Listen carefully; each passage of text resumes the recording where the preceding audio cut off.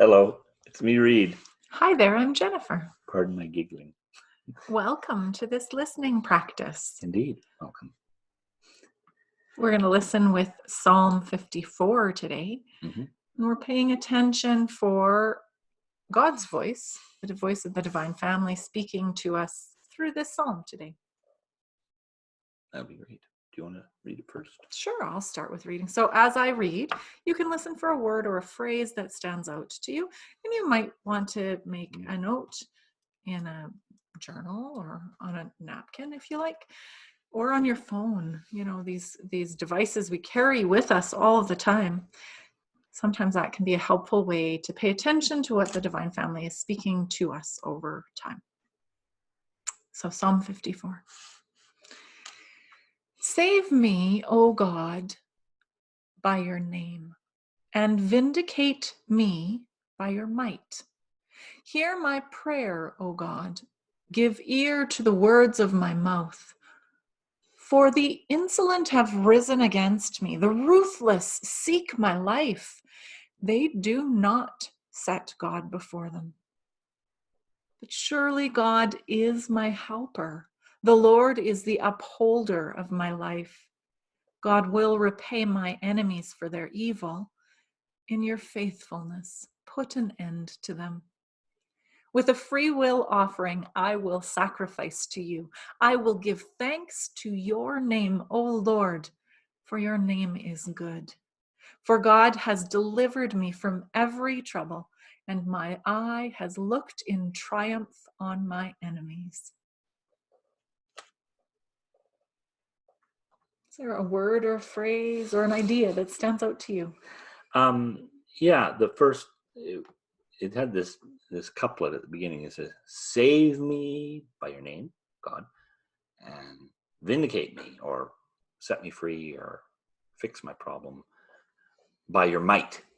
I just thought that was interesting. It was like you saying the same thing, kind of being saved, but by God's name and by God's strength. I don't know, that stuck out to me. That's what stands out to you. Yeah. What stands out to me is that phrase that God is my helper. So frequently, I think of myself as God's helper. You know, Santa has a little helper and God has a little helper and Jennifer. And it's me. And that's not really the way things go. Actually, God is the one who is at work. And sometimes Jennifer gets to join the divine family in what they are doing. God is my helper. That's where the initiation comes from. That's where the grace begins. I wonder what you hear. What stands out to you in this psalm? I wonder what difference it makes for our lives today. Mm-hmm. I'll read it again. But this time, listen for an invitation. God will be speaking to you again, but with something for you to sort of react to or respond to in a way, like calling you to something, you know. So Psalm 54 in the New Revised Standard Version. Save me, O God, by your name, and vindicate me by your might. Hear my prayer, O God. Give ear to the words of my mouth. For the insolent have risen against me. The ruthless seek my life. They do not set God before them. But surely God is my helper. The Lord is the upholder of my life. God will repay my enemies for their evil. In your faithfulness, put an end to them. With a free will offering, I will sacrifice to you. I will give thanks to your name, O Lord, for it is good. For God has delivered me from every trouble, and my eye has looked in triumph on my enemies. So I hear the invitation today to offer a free will. So like not a required, there's not an invoice that Jennifer has to pay. There's an invitation to a free will offering of thanks to God.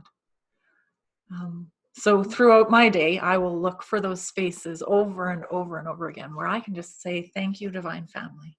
Thank you for the sunshine shining in my house. Thank you for the opportunity to be in dialogue. Thank you for a community to share psalm readings with. Thank you for genuine dialogue. Oh, I already said that one. That one must be important to me. But thank you over and over and over again. Yeah, mine's sort of similar. That idea that the person complains, so guys are beating me up. Come on, help me. And then with the expectation that God will do something. I don't know if they really expect that their life will get super good or what, but the person who wrote this said, I will give thanks to your name and I will sacrifice to God before anything's even happened.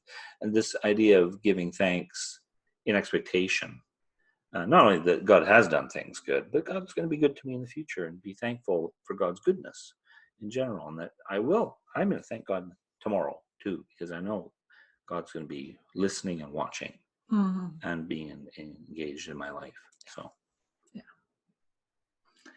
I wonder what you hear as an invitation to you for your everyday life.